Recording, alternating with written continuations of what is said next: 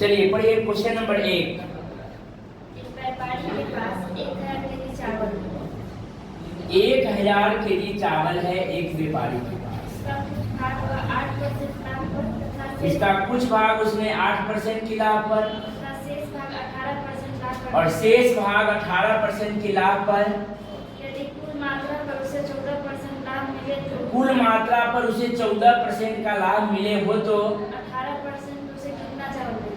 अब पूछा है 18% पर कितना चावल बेचा और 8% पर कितना चावल बेचा, सब निकल जा सकता है। चलिए यहाँ देखो, बोर्ड पर देखो, एक व्यापारी के पास कितना चावल था, 1,00,000 जिसका कुछ भाग कै % लाभ पर, शेष भाग कै % लाभ पर, ओवरऑल कै % लाभ हुआ 14%। यदि बीच वाले मान एक से बड़ा और दूसरे से छोटा हो, बीच वाला एक से बड़ा और दूसरे से छोटा हो तो क्या करेंगे? Method of alligation, method of alligation. और एलिगेशन में यह सोचना है कि हमेशा बड़ा माइनस छोटा, बड़ा में से छोटा को घटाएंगे। क्या करेंगे? बड़ा में से छोटा को घटाएंगे। हमेशा बड़ा माइनस छोटा, बड़ा में से छोटा को घटा के लिखेंगे, ये माइनस में नहीं होता। 18 में से 14 किया तो कितना बचा? 6। अब देख लीजिएगा, फिर ना कहिए कि सर 8 में से 14 किया था कितना? -6। नहीं, 14 में से 8 किया था 6। हमेशा बड़ा माइनस छोटा करेंगे। एलिगेशन मेथड वाले सवाल में हमेशा बड़ा में से छोटा को घटाकर नीचे लिखेंगे। और ये कटने वाला है तो 2 दूनी 4 और 2 तिहाई 6। अनुपात में होता है, अनु मतलब छोटा, अपात मतलब रूप। अनुपात कैसा रूप होना चाहिए? छोटा रूप होना चाहिए। तो 2 और 3 5 बराबर कितना दिले है? 1000 केजी। तो 1 बराबर 200 केजी आ जाएगा। तो कहा 18% पर कितना चावल? कितना हो जाएगा? 3 दूनी 600 केजी चावल। अगर कहता कि 8% पर कितना चावल? 2 दूनी 400 केजी चावल। और दोनों को जोड़ देंगे तो 600 और 400 1000 हो जाएगा। समझ में आ गया? आ गया तो इसको नोट कीजिए, और ना यार समझ में तो फिर से एक बार समझिए।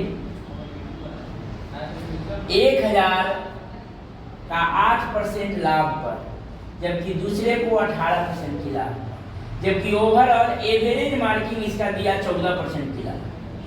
तो बीच वाला एक से बढ़ हो जबकि दूसरे से छोट हो तो मेथड ऑफ एलिगेशन। 18 में से 14 गया था 4, 14 में से 8 गया था 6, काट दिए 2 और 3 के रेशियो में, न काटते तो यो बन ठीक।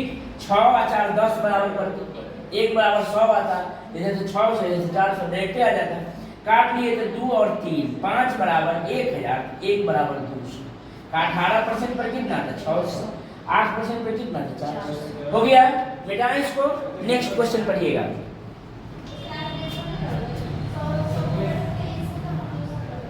चलिए क्वेश्चन नंबर 2 पढ़िएगा। एक लाख रुपए थे। एक व्यक्ति के पास, नंदलाल बोर्ड पर देखो, 1 लाख रुपए थे। और इसमें से कुछ धन को 9% वार्षिक दर पर, कुछ धन को इसने 9% की वार्षिक दर पर, शेष धन को 10% वार्षिक दर से एसआई पर देता है। एसआई पर देता है। कुछ धन को 9% और कुछ धन को 10% वार्षिक की दर पर देता है। आगे बढ़िए। यदि उससे उसकी कुल वार्षिक आय का 9400 रुपए हो तो 9400 रुपया उसकी कुल आय हुआ।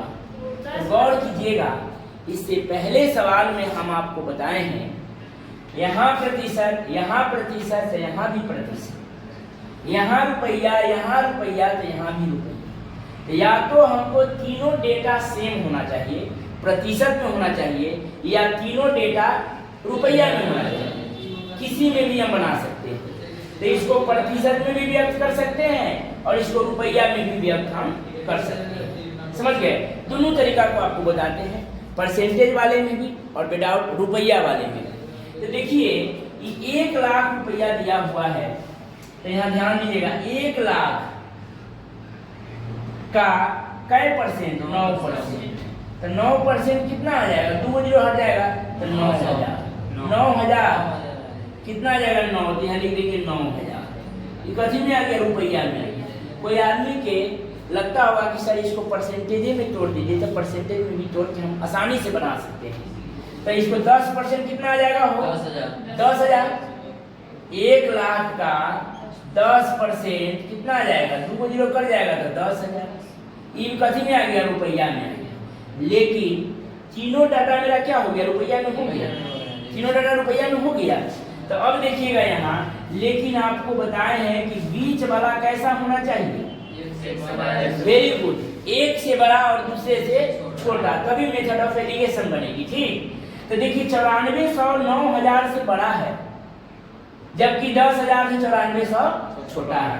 तो ऐसा है तो क्या करेंगे, मेथड ऑफ एलिगेशन, यानी कि 10,000 में से 94 हो जाएगा तो कितना बचेगा 900, और 9400 में से 9,000 जाएगा तो 400। वेरी गुड, कोई दिक्कत नहीं। 00 से 00 काट, 3 2 3 और 2 5 बराबर कितना दिया हुआ है 1 लाख।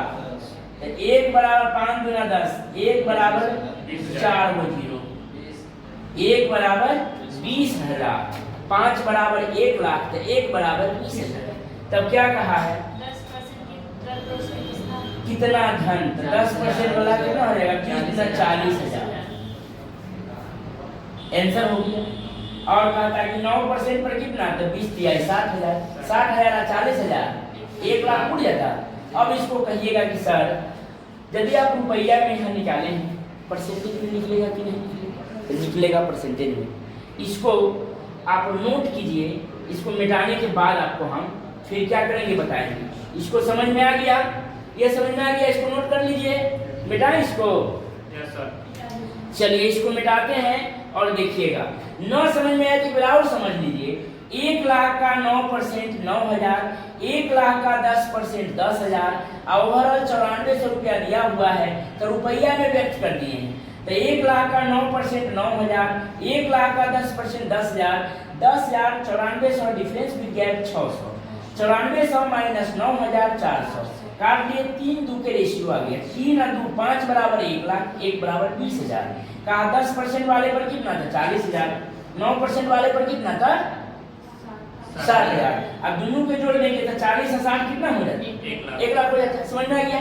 अब इसी सवाल को पढ़िएगा फिर से, हम डेसिमल में बताते हैं, पढ़ कैसे पढ़ो। एक व्यक्ति के पास 1 लाख रुपए थे। एक व्यक्ति के पास 1 लाख रुपए थे, वह इसमें से कुछ धन को 9% वार्षिक दर से तथा शेष धन को 10% वार्षिक दर से एसआई को देता है। यदि उसे उसकी कुल वार्षिक आय 9400 रुपए हो तो 10 देखा जरा, यदि 1% दिया हुआ है, गौर कीजिएगा सवाल, दूसरा प्रतिशत दिया हुआ है और तीसरा में रुपया दिया हुआ है एवरेज, हमको परसेंटेज लगाना है। तो प्रतिशत चैप्टर में आप लोगों को हमने पढ़ाए हैं कि प्रतिशत लगाने के लिए गुणे 100 और हटाने के लिए बटे। तो किसी भी संख्या में प्रतिशत यदि हटाना हो लगाना हो तो गुणे 100 और प्रतिशत हटाना हो तो बटे 100। पूछा ना कैसे, जैसे देखिएगा इसको 10% कहते हैं, क्या कहते हैं, तो प्रतिशत को हटाना है तो प्रतिशत को हटाएंगे तो बटा में 100, बटा में 100। अगर कहेगा ये 10 है, क्या है 10 है, और इसको प्रतिशत क्या करना है सटाना है, तो प्रतिशत सटाने के लिए गुने 100, ये अपने आप प्रतिशत में आ जाएगा, ये प्रतिशत में आ जाएगा, ये क्या आ जाएगा भिन्न में आ जाएगा। तो प्रतिशत लगाने के लिए गुने 100 और हटाने के लिए बटे में 100, लगाने के लिए गुने 100 हटाने के लिए बटे 100। Very good. तो यहाँ देखिएगा ये 9400 को हमको प्रतिशत के रूप में व्यक्त करना है, तो 9400 का प्रतिशत लगाना है तो गुने 100। Very good. और ये 9400 किसके अकॉर्डिंग, तो पूरे टोटल के अकॉर्डिंग ना, 1 लाख की। 20 से 20 कट गया, 20 से 20 और कट गया, और 9.4 हो जाएगा, ये 10 जाके पॉइंट हो जाएगा, तो 9 पॉइंट क्या हो जाएगा 4 आ जाएगा। पूरा ध्यान यहाँ देखो फ्रेंड्स, ये 9.4 हो जाएगा, 9.4 हो जाएगा। एक से बड़ा दूसरा से छोटा है कि नहीं है, हुआ कि नहीं हुआ। तो देखिए 10 में से 9.4 जाएगा तो 0.6 आ जाएगा। अच्छा 9.4 में से 9 जाएगा तो 0.4 हो जाएगा। पॉइंट से पॉइंट हवा खाए, क्या 3 और 2, 3 और 2 कितना 5 बराबर कितना 1 लाख। 1 बराबर कितना 20,000, 1 बराबर 20,000, 10% वाले पर कितना 40,000 और 9% वाले पर कितना 60,000। दोनों को जोड़ देंगे तो 60,000 और 40,000 1 लाख मिल जाएगा। समझ में आ गया? या तो तीनों परसेंटेज या तीनों रुपया, तीनों परसेंटेज या तीनों रुपया व्यक्त कर देंगे, बन जाएगा। नेक्स्ट क्वेश्चन देखिए, नेक्स्ट पढ़िए, मिटाते हैं इसको।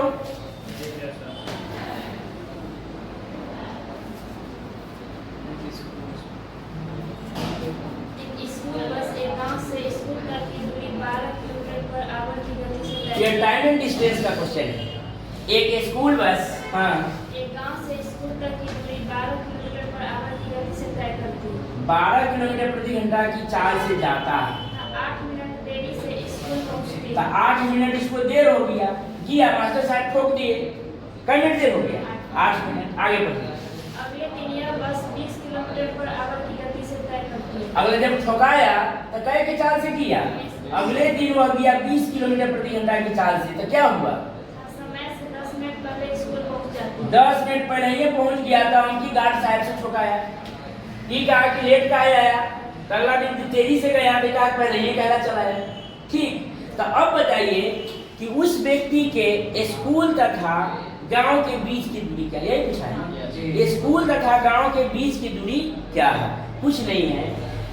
मान लेते हैं कि जाता है मोहन यदि 12 किलोमीटर प्रति घंटा की चाल से स्कूल, तो उसको हो जाता है लेट कई मिनट। अगर अगला दिन जाता है मोहना 20 किलोमीटर प्रति घंटा की चाल से कहाँ स्कूल ही, तो वो 10 मिनट पहले ही पहुंच जाता है। तो गौर कीजिएगा, दोनों परिस्थिति में, दोनों स्थिति में दूरी बराबर होगा कि नहीं? दूरी बराबर होगा। तो बोलेंगे जब दूरी बराबर हो तो बोलेंगे आओ आओ दूरी का पता लगाएं। तब 12 और 20 का एलसीएम कितना हो जाएगा? 12 और 20 का एलसीएम हो जाएगा 60। 12 से 12 12 पचे 60 और 20 नमा 60 20 तिहाई 60। अब यहाँ देखिए, ऊपर में अगर स्पीड है, ऊपर में यदि स्पीड है तो नीचे में कथी आएगा? टाइम। अगर 12 के चाल से गए हैं तो हमें लगा है 5 घंटा। कौन दूरिया बा? वही दूरिया बा।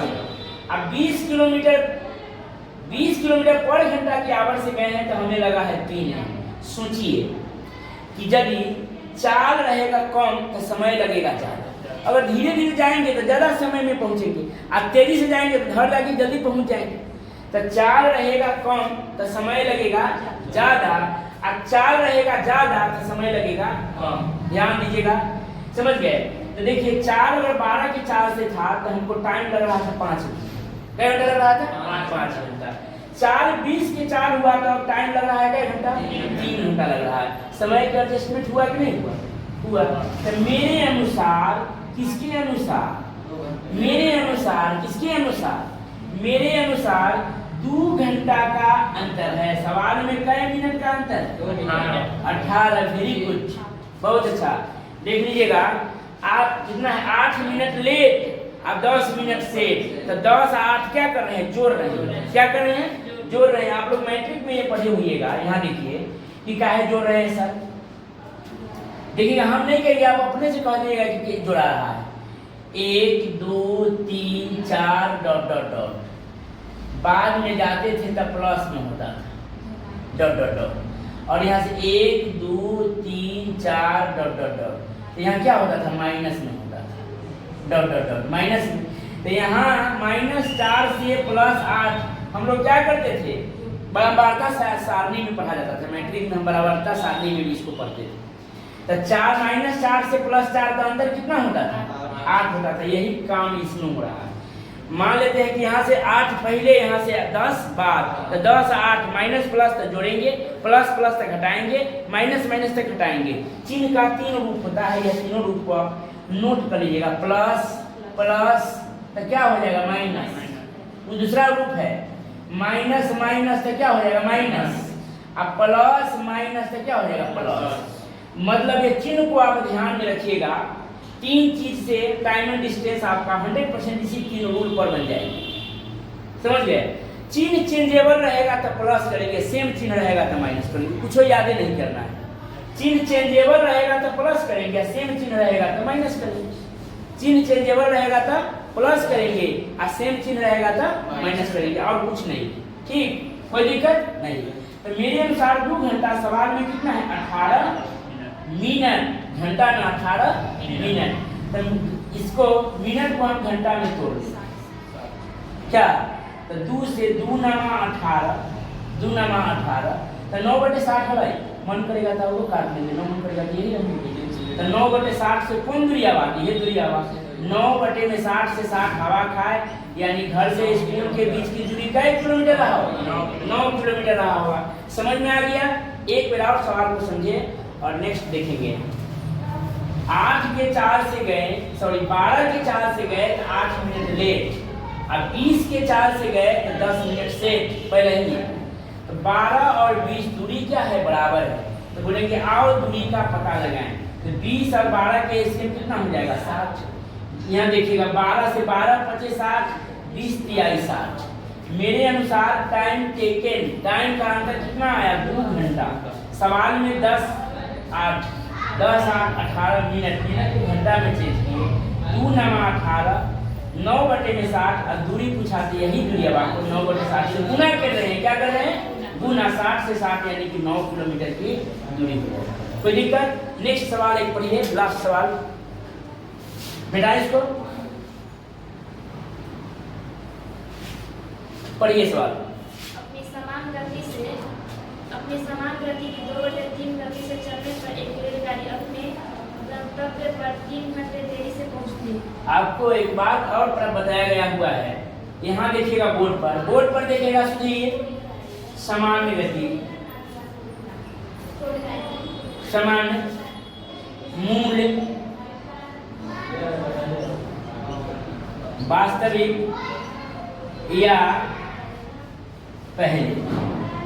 सबका मान क्या होता है, एक ही होता है, एक ही होता है, मतलब जो बटा में रहता है वह पहले रहता है। क्या रहता है, पहले। तो सब बात के कोनो एक बात लिखेंगे, समान लिखे या मूल्य लिखे या वास्तविक लिखे या पहले लिखे। यानी कि समान दिया है समान लिखते हैं, यानी कि पहले मेरा गति था, चाल था 3, और आजकल अभी मेरा चाल कितना है 2 है। अभी चला मेरा चाल 2 चाल है, क्या है चाल। तो नीचे कैसे निकलेगा समय, तो 3 और 2 का एलसीएम कितना हो जाएगा 6, 3 दूना 6, 2 3 6। मेरे अनुसार टाइम के अंतर कितना 1 का। अब हम ना कहेंगे कि यह घंटा में है कि यह मिनट में है। पहला कि 4 किलोमीटर प्रति घंटा में भी होता है और 4 मीटर प्रति सेकेंड में भी होता है। तो हम 1 बराबर कितना दिया है वो 3 घंटा। तो अब समझेंगे कि यह सब किलोमीटर प्रति आवर में चल रहा होगा। उसको देखकर यहाँ मिनट था वह इससे पहले वाला में किलोमीटर प्रति घंटा था, इसलिए हम इसको घंटा में कह सकते हैं। किलोमीटर प्रति घंटा न दिया हुआ है तो इसको किलोमीटर प्रति घंटा में नहीं कहेंगे। 4 मीटर प्रति सेकेंड में भी हो सकता है, 4 किलोमीटर प्रति घंटा में भी हो सकता है। तो 1 बराबर 3 घंटा, तो इसका मतलब ये भी 4 किलोमीटर प्रति घंटा में होगा। अब आगे क्या कहा, समान गति से यात्रा पूरी करने में उसे कितना समय लगेगा, कितना समय। समान गति से, तो समान इसका कितना, समान मतलब पहले वाला, यानी कि समान से लगेगा इसको 6 घंटा और अभी लगेगा इसको क्या घंटा 9 घंटा। टाइम टेकन 3 घंटा का हो रहा है। समान कहा था 6, अभी कहा था 9। Very good. फिर मिलते हैं नेक्स्ट वीडियो में, तब तक के लिए